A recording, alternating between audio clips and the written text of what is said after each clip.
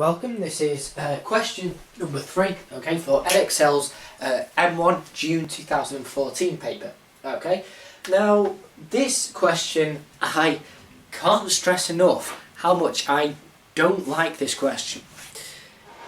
That might be to do with the fact that I got it slightly wrong the first time I did it, or it might just be that Edexcel wants to make everyone fail and cry at only question 3.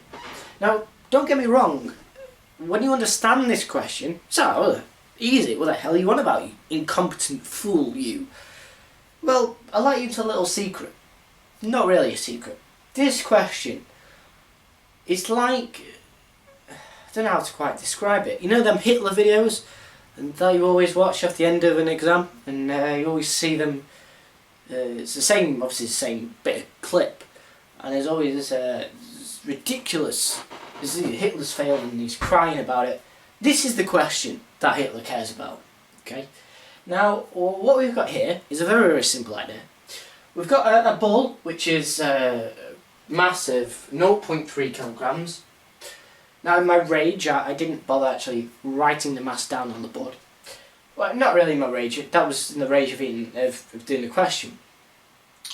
And it's at a height initially of 2 meters, okay, and it hits the floor and then rebounds back to a height of 1.5 meters. Now, it's obviously crucial that it won't rebound to anything more than 2 meters. Okay, so the maximum rebounded height is 1.5 meters. Now, it's crucial for later on in the question, the speed at this 1.5 meters exactly is 0, because if it continued moving, even if it was slowing down, okay, but its speed was faster than 0, it's still going to be increasing its height, but obviously just at a slower rate. So therefore, we know at this speed, 1.5 meters, the velocity must be 0, because when it stops climbing and starts falling, that brief moment when it's at the 1.5 meters, when it's stopped rising, velocity will be 0. Okay. And obviously its velocity is 0 initially anyway at 2 meters. But the first part of the question is very easy. It says, in terms of the wording, that's the principle with this question. It's an easy question, but the wording stuffs you right up. Okay, so we're asked to find the speed of the ball at the instant before it strikes the ground for the first time. Now again, you already get an insight into this question. It's going to screw your mind. But this first bit, don't let it. The crucial thing with this is knowing when acceleration is positive and negative. Now, because gravity, acceleration due to gravity is positive because when it's falling towards the centre of the Earth, in other words, it's falling to the surface. So we know now what we know, okay? So we've got to work out its speed just before it hits the floor. In other words, just as it hits the floor. Now, you don't do speed of distance of 1.9999, etc. You do a distance of 2 meters. So your distance, it's got to fall, is 2 meters. We know because it's not being pushed with a force, it's just being released, okay? Its initial velocity is 0 meters per second. Its acceleration, as again, because it's only being just released, is the acceleration due to gravity, 9.8 meters per second squared. Okay, and we want to find out its end velocity, okay, which is obviously going to be something meters per second. So we've got S, we've got U, we've got A, and we want to know V. So again, a common CVAT equation I like to put to you is V squared is equal to U squared plus 2AS. I've seen that come up more than any other CVAT equation that when you've been required to use a CVAT equation, okay? Anything to do with time is generally acceleration orientated, okay? So anyway, you put in what you know. Obviously we don't know V squared, so V squared is equal to U squared, or U squared is 0, but I'd still write in what U squared is just to show you've considered it. So 0 meters per second squared plus 2 times A, so 2 times 9.8 times 2. In other words, V squared is equal to 4 times 9.8. In other words, V squared is equal to 39.2, sorry. So you square root that, you get the V. Now obviously, when you square root something, you go, we get positive, negative. Well, we can't have a negative velocity if you're dropping it. Okay? That's only if it's going in the opposite direction to its initial direction of motion. Anyway, so that's obviously it's going to be positive. So it's V is 6.26 meters per second. Now it's up to you whether you leave that answer in your calculator as a saved answer or you just simply remember that. It's up to you, okay? So now the velocity just before it hits the floor is 6.26 meters per second, okay? The next part of the question. Find the speed of the ball at the instant after it rebounds from the floor for the first time. Now this is where the fact that we know the velocity at 1.5 meters is going to be 0. Now what I originally thought was, we've just calculated it just before it hits the floor. So why the hell isn't it the same when it rebounds? Because it's not gone any distance. Well, this goes back to the fact that when you drop a ball, its velocity changes instantly.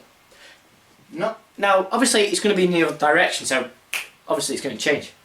I should do that more often in my videos, giving me some power, feeling of power that I don't have control over my life at the moment. But anyway, the key thing here is it's not going to be 6.26, and that's primarily because we have to consider forces, okay? Obviously, force is lost. But anyway, we know its velocity is going to be 0 at 1.5 meters. So let's consider it, as crazy as it sounds. We know its final velocity here. We don't know its initial velocity. We know how much it climbs away from the surface of Earth, 1.5 meters per second. So it's going to be going at a certain velocity here and then slow down. So therefore it must be decelerating. That's the first clue. Now, let's just write down what we have. So we don't know the initial velocity, that's what we're going to work out. We know the final velocity, we know the final velocity is 0 meters per second, in other words, rest, it's going to stop. We know the distance it's got to climb, 1.5 meters. This was all building up to the fact that acceleration is going to be negative. But what exactly is it going to be? Well, it's moving away from the surface of Earth, but there's no force stopping it. So the only acceleration it's going to experience is acceleration in free fall, or even though it's rising, okay? So free rising, if you want to call it that, has an acceleration of minus 9.8 meters per second squared. Okay, and obviously as again, we know, that's all we know. So again, we're going to have to use the equation, v squared is equal to u squared plus 2as. But obviously, because a is negative, it's going to be v squared is equal to u squared minus 2as. Okay, but obviously you could just assume it's v squared is equal to u squared plus 2as. Okay, but say it doesn't really matter. Okay, so v squared is equal to u squared, take 2as. Okay, so v is obviously 0, so it's 0 meters per second, all squared, is equal to u squared, we don't know that, so you just put u squared meters per second, take 2 times a times s. So in other words, 2 times negative 9.8, so it's minus 2 times 9.8 meters per second times 1.5 meters. In other words, u squared, take, obviously this is 2 times 1.5, times 3 lots of g being 9.8, so therefore we rearrange this because we know that's equal to 0, so u meters per second squared must be equal to this, so it must be equal to 2 times 9.8 times 1.5, in other words 3 times 9.8, or you could just say, work out what 2 times 9.8 times 1.5 is, which is 29.4. Okay, and you have to obviously square root that, and again it's obviously only going to be positive, so u is equal to the square root 29.4, in other words 5.4 meters per second, or 5.42 meters per second.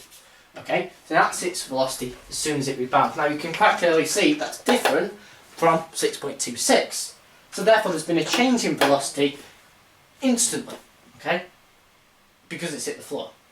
And obviously that's changing direction as well, so you would really, okay, so hopefully that makes sense. The next part of the question says, find the magnitude of the impulse, actually one sec, so let's just note down what we have, because obviously we've got a lot of work in here, but really all that work was to give us 2 points. So we know that just before it hit the floor, so actually I'll tidy this up and then we'll move on to the next bit. So if you want to copy that down, just give me a second or two before I pause the video and you can copy that down.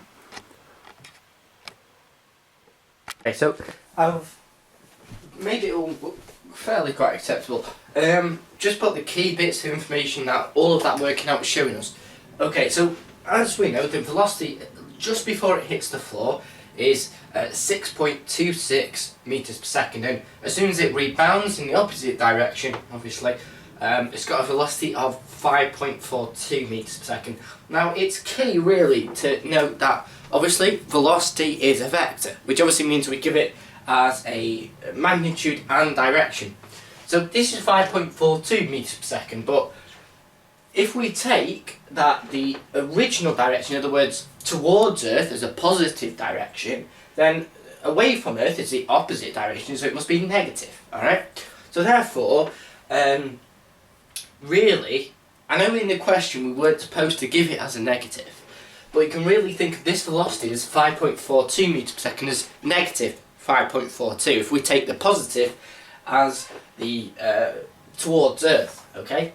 So that is kind of crucial because the next bit of the question says, find the magnitude of the impulse exerted with the first impact on the ground. In other words, work out the momentum before and after the impact, the change of momentum. So it's a momentum before, take the momentum afterwards. Okay. Or momentum after, take momentum before. It doesn't really matter. Okay. As I say, it totally depends on which direction you take to be positive. Okay.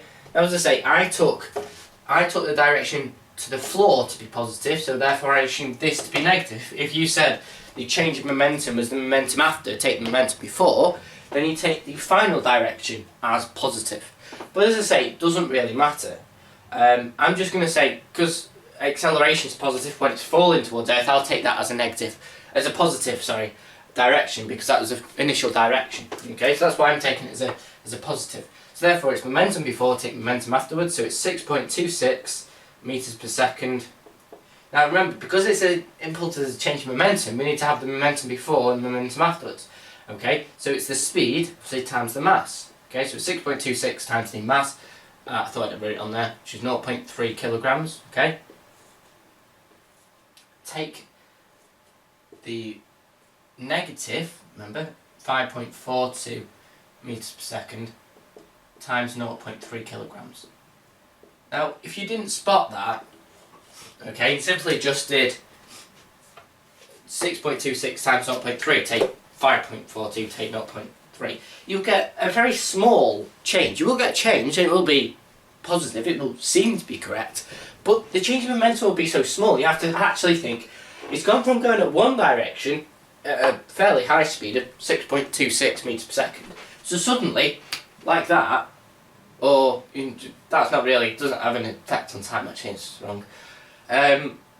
It's going in one direction at a similar speed, and then it starts going in the opposite direction at a very close speed to the speed it was originally going at. But because it's going in the other direction, it's like it's actually changed by almost double. Okay, that makes sense. Okay, so anyway, obviously it's a double negative there, so you end up adding the two momentums together. Okay, so as I say, you can just do 6.26, plus 5.42, and then you times it by 0.3, or you could just do it as I've done here. Just another way of typing it into your calculator, just work out what that is. Okay, and you should get, to make sure that's right, 3.5 kilogram meters per second. Okay, so that should be your end answer for part C. The next part, 5D, 5D, what the hell am I on about? Just imagining I'm further on, I'm actually recording these videos, and actually am. 3D, sketching the space of hide involved, so we're going to have to move that about again. But you don't really need this calculation, I don't think, for the later part of the question, so it doesn't really matter. Okay. But these two bits of information are kind of crucial. Kind of they are. Anyway, so the next part just asks us to draw a velocity time graph, basically, for the motion of the ball from the instant when it's released until... So basically, we've got to draw a velocity time graph from the point where it initially is released, or it hits the floor, bounces back up, and then stops there, and then falls down again, okay? So basically we've got to draw it, yeah, that, I'll explain it more when we start drawing the graph. Okay, so obviously with any velocity time graph, you've got to think, well, is it starting at a given velocity, or is it, got to take into account this infinite change in velocity. In other words, infinite acceleration, sorry, because there's, a change velocity within like no time at all. It's the correct way of saying it. Okay, so just pause the video and I'll sketch a velocity graph and I'll talk you through it. Okay, so what I've drawn is a base. I know I probably could have just done that while I had my back turned to you, but whatever. Okay, so we've got a velocity time graph here. Alright, obviously you need to label it, unlike I've done, the time, seen seconds, okay, and the velocity, I've just put as a positive and a negative, but when we actually draw the graph on here, once you draw the line, you just have to reference exactly what time or what velocity it is. Now, obviously, if it depends what you took as a positive direction and what you took as a negative direction, okay? So, as I say, I took the initial velocity, in other words, the initial direction towards the floor as being positive, so therefore all this is positive velocities, it's falling, this is increasing positive, and then as it goes back up, it's going to see a negative velocity, okay? So, if you drew if you thought, I took the positive direction as the direction when it rebounds back up the floor, so away from the surface, and the negative direction as it's falling towards the surface. It doesn't matter, although it will give you a different graph, but as long as you specify taking this as your positive direction or this is your positive direction, you just need to reference the right graph. Now, I'll draw both graphs that are accepted, okay? So, I'll draw the graph that I go off, okay? That if I was, obviously, done this, the graph that I've drawn basically when I did this paper, okay? Okay, so as I say, I took the positive direction to be the initial direction, so therefore it's going to have a positive initial velocity. And because we say remember the gradient of a velocity time graph is acceleration, and we say the acceleration, yes, it might be, the acceleration it will receive, even when it's going away from the surface, but the only acceleration, because it's in free fall, there's nothing else touching it, in other words, the acceleration will be a constant 9.8. We don't need to show that it's got gradient 9.8, we just need to show it's got continual gradient, okay? So anyway, it's going to be increasing its velocity up to a certain, we assume it doesn't reach terminal velocity, okay? Because that will just probably confuse the examiner. Okay, so you do it at a constant gradient, something like, I probably actually draw in a different colour. You thought I would have thought about this, but no. Okay, so it's a just draw a constant gradient, okay, up to a certain point. It doesn't matter how steep it is really, as long as it's a constant gradient and your other gradients are similar. Okay, and then it's going to hit the floor. Now, when it hits the floor, it doesn't slow down and then go back up, otherwise it sinks through the floor. It immediately goes back up, okay? In other words, it immediately turns to a negative velocity. Okay, so you show that by doing a straight downward line, like that. Okay, now I'll put some figures on here in a minute, but that's what you need to do. You need to do it up to a certain point, and again, it doesn't really matter how far down you draw it, just has to be certain length, okay? As long as it isn't too short and doesn't stop like there, as long as it goes down for a little bit, it should be okay. And obviously your line would be straight. Okay, so it's got to hit the floor for the second time. So let's just think about how many changes of velocity we've got to do. That's the first change. Okay, that signifies the first change. So what this shows so far is that when the ball, so this is the ball falling, hits the floor, and then that's as far as we've got. Okay, so it hits the floor, and we need to continue with this. Okay, so it hits the floor, and then it rebounds up, which we need to show by obviously a constant increase in gradient. And then it's going to fall back down again with a negative velocity. Okay, so anyway, what we need to do is we need to carry this line on. Again, a constant gradient similar to your first one, but obviously mine isn't so good. Okay, so anyway, this is the ball increasing its height, because it's going back Yeah, okay. So when it's done that, it will get to this point here, and then it's not going to, and then it's going to get up to a certain point, okay. We assume it's going to be decelerating at a constant rate, okay. So therefore, when it gets to a certain point, it's just going to stop, okay. And we assume it will decelerate again. It will stop and then immediately go back down, okay. So, and then it's going to continue going down and hit the floor, okay, and it'd be something like that, okay. So something like that would be your graph, okay. Now maybe just because I've not drawn it right, it doesn't look quite correct, but as I say, hopefully you get the gist. Now you need to just label on your points of these two velocities that you've calculated, okay. So where it hits the floor initially is the first sudden change in velocity, which is this bit here, okay.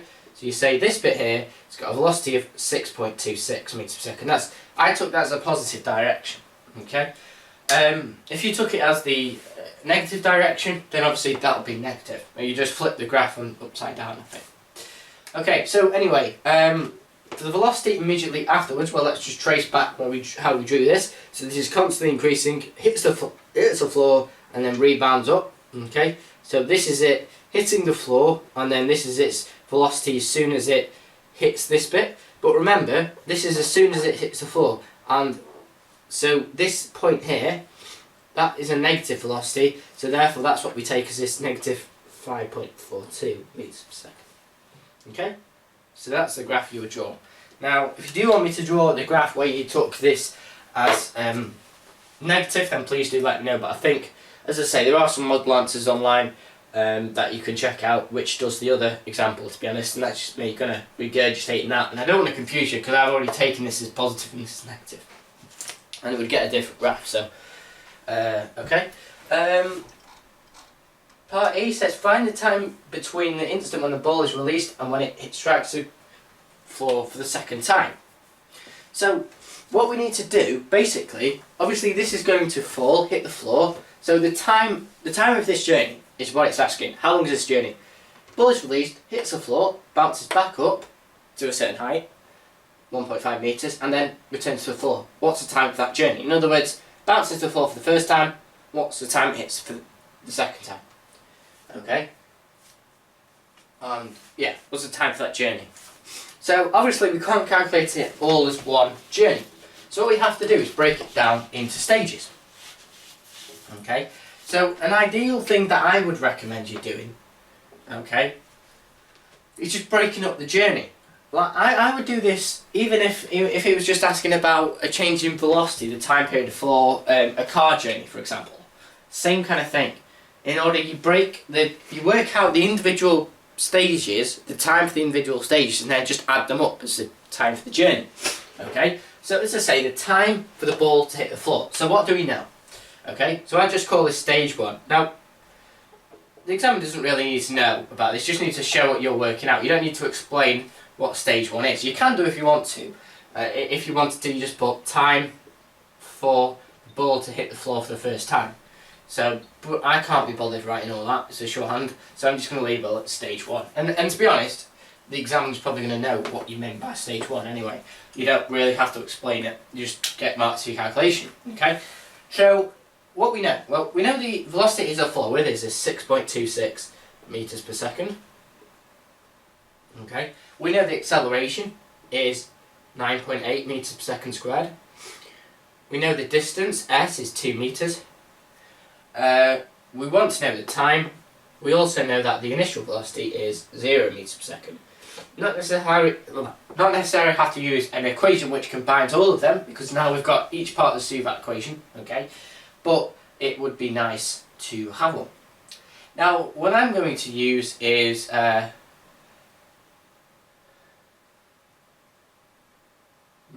going to use s equals ut plus a half at squared. Yeah, okay. So if we use the equation s equals ut plus a half at squared, okay, because obviously a is positive because we've got the positive direction of acceleration, and we know the initial speed, u, is 0, so the ut part of this s equals ut plus a half at squared is going to be 0, so therefore the distance, which which is 2 metres, is equal to a half times A, which is a half times 9.8 times t squared. Okay, so what we've got here now, a half times 9.8 is 4.9. Okay, so therefore t squared is equal to 2 over 4.9, and obviously therefore t is equal to the square root of that. Okay, which I'm just going to leave as the square root of 2 over 4.9 for the moment, because we can add that onto our next stage. Okay, and again, I just like keeping the accuracy point, so I would just, because it's easy when we're adding the time period up, to just add the square root of 2 over 4.9 rather than trying to add the decimal that creates. Okay, so anyway, that's stage 1. The next stage is the time for the ball to rebound up to the height of 1.5 metres, because this is the time it takes to fall to the ground. Okay, so stage 2.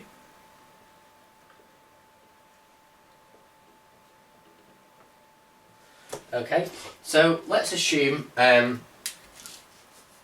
so let's do like we did here and write down what we know. So we know there's a distance of 1.5 metres. We know the initial velocity, remember, is the velocity it rebounds after the impact. Okay, so it's that, I'm going to just move out of the way for you. Okay, which is this 5.42 metres per second. Now we don't have to take that as negative, by the way, because we're just considering this as one direction on its own. Okay, so we're not, if we were measuring this in relation to the direction of the initial one, okay, like we're working out change in momentum, then we would take this to be a negative velocity. But because we're only looking at this direction on its own, we don't have to take into account that this is negative. So just to confuse your mind, you know, maths likes doing that, and I like doing that as well, but that just happens when I talk to people, which is always a bit of a boat, you know. Anyway, okay, so anyway, as I was saying, we've got the distance as 1.5 metres, we've got the initial speed, as we worked out, of 5.42 metres, and because it's going away from the surface of Earth, the acceleration is actually negative, because obviously if it was positive it would never ever stop. So it's minus 9.8 metres per second squared. And we know the final velocity is 0 metres per second, and we want to know the time. Again, we could use this equation, s equals ut plus a half at squared. Okay? And as I say, essentially what we did here, if you want to, instead of putting all numbers in and then rearrange, you can just rearrange this equation. Okay, but again, you need to probably state what you're doing, but I'm probably going to run out of room at some point, so I'm just going to leave it as this. Okay, so you'd write, obviously, s equals ut plus a half at squared. Now, what we want is the time. Now, in this case, the initial velocity, u, is not 0. I think of a nosebleed. No. Well, we know the initial velocity is not 0. Okay, so maybe this is actually a little bit more complicated in this equation. But as I say, it should work. Okay, so you put your values in. S equals ut. So 1.5 metres is equal to u, which is 5.42 times time. Oh, actually no. I don't think this is a good example. No, this is, sorry, sack that, it's going to be difficult to work out. So equations have we got? Could we use v squared equals u squared plus 2as? Nope. V equals u plus at. We could use that, that's probably easier actually if we use the equation v equals u plus at. Sorry. The only reason I didn't use this equation is because we'd have two unknowns in there, and it would get kind of, well, how would you rearrange it? I'm sure you could, and I'm sure it's easy, but I'd probably make a mess of it doing it now. Okay, so v equals u plus at, well, we know the velocity, end velocity is 0. We know the initial velocity is 5.42 metres per second. We know the acceleration is minus 9.8, we want to know the time. Yeah, that's what is it? Okay, so 5.42 metres per second is equal to 9.8 times t. So therefore t must be equal to 5.42 over 9.8. And just like before, I wouldn't calculate that and leave it as a decimal. Okay, what I would do is simply just leave that so we can add it on later on. So remember the time for stage 2, which is the time for it to reach the 1.5 metres, is equal to 5.42 over 9.8. Okay, So I probably have to rub that out. If you want to copy it down, then just make a note of it now before I ruin the look of the board. Rub it out. Right? So hopefully you've copied it down. So again, that's just basic SUVAT equations. Now, I can quite easily see how you could muck up this question if you've got your SUVAT equations. Okay, so just make sure you're aware of them. That's stage 2. Stage 3. Okay, well, this stage is the time for it to fall from 1.5 metres to the floor. So again, let's note down what we've got. So we've got the distance as 1.5 metres, and the initial velocity, well, the initial velocity in this case is the end velocity of stage 2 because they're connected, okay, which is the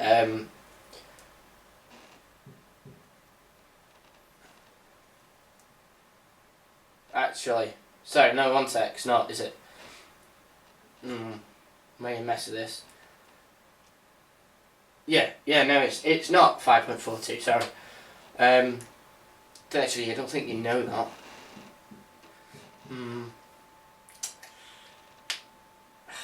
One sec. It's fine. Sorry, I think because when I did do this question, I didn't get it quite right the first time, so that was obviously plain to me.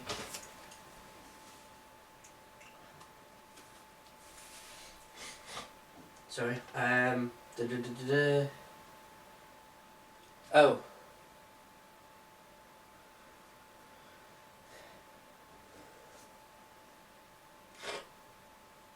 Sorry.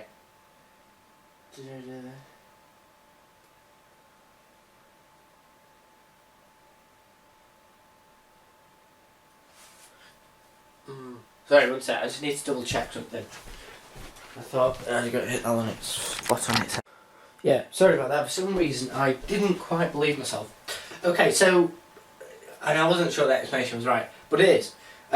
So, as soon as it starts to fall, it's going to have a velocity of 0, okay? Because the only velocity it has before stage 2. So, as it's rising, it will eventually come to a stop. Otherwise, as I mentioned before, if it had any velocity, even if it was decelerating, as long as velocity was above 0, obviously, it would continue rising. So when it gets to its height, maximum height is going to have a final velocity of 0, because like we calculated before.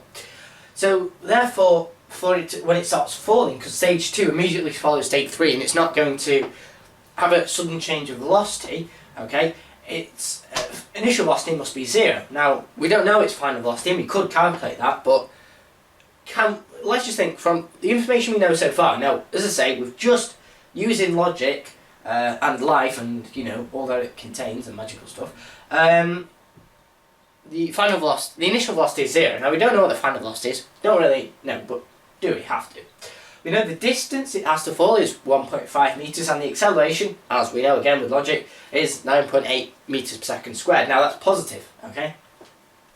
So therefore, how do we work out t from this? Well, again, we could use the first equation.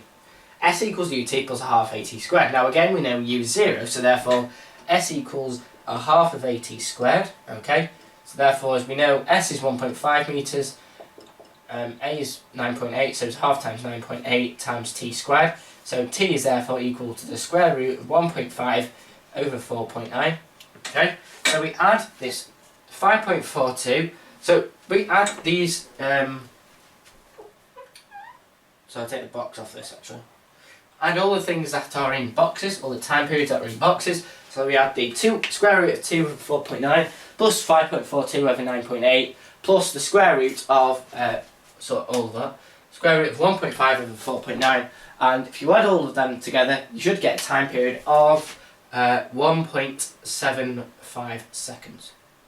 Good, sounded like a game show host. A pretty shit game show. Anyway, so thanks for watching. That's the end of question 3. Moving on to question 4 next, which I think is quite difficult. But as I say, it's not the end of the world if you just apply it as a normal moments question. Alright? So, quite a nasty question to be honest, I think. Although, I think, as I say, the only thing that buggered me on this question was the wording. But they like to use that wording quite a lot, so just get familiar with that question and what wording they use to describe the time period, because it might not be a ball that's dropping, it might be a car. I hadn't finished question 3 actually before my camera decided to stop recording and I continue explaining the question. But I didn't, don't worry. Unfortunately you don't get to, I don't have an outtake for that, although I'm sure I probably will be able to merge one from somewhere. But I didn't really say anything else, I was just waffling on as I usually do.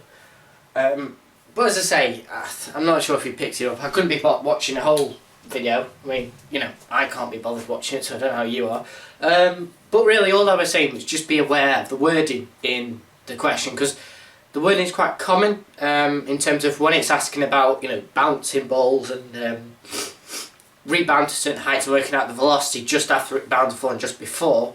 You know, you go, well, it's the same, isn't it? Well, as I say, it's just applying the fact that, you know, it's going to be stationary when it rebounds to its maximum height. Okay, so just about working it backwards, really.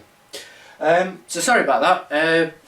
I know it's kind of a short little bit of a video I did onto the question 3, but you know, these things happen, especially when you have a memory card for your new camera that decides it's going to be a different style of SD card and you only have this 8GB one. Anyway, so thanks for watching and we'll see you in the next video.